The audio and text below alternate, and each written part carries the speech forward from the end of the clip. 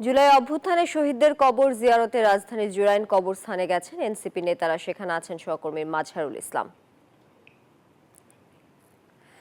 Mazhar, NCP নেতারা তো পৌঁছেছেন, কি অবস্থা দেখছেন সেখানে, সবশেষ তথ্য জানাবেন।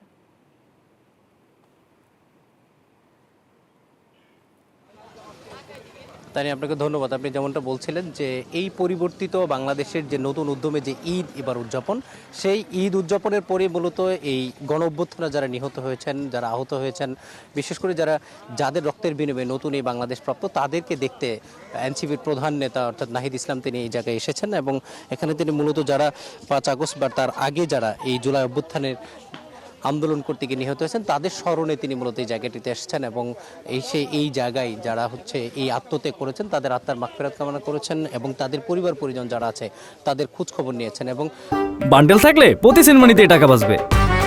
বিকাশ সেনমানি বান্ডেল কিনে জিতুন প্রতি লেনদেনে।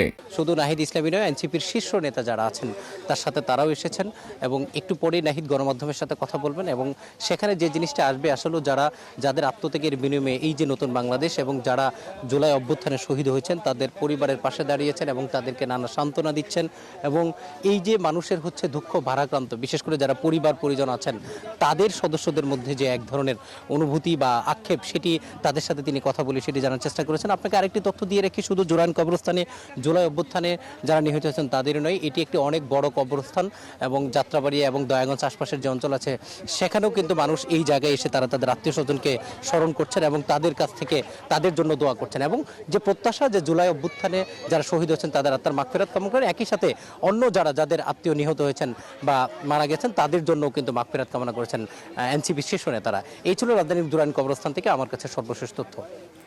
মাজহার, আপনাকে ধন্যবাদ আমাদের সঙ্গে যুক্ত থাকার জন্য।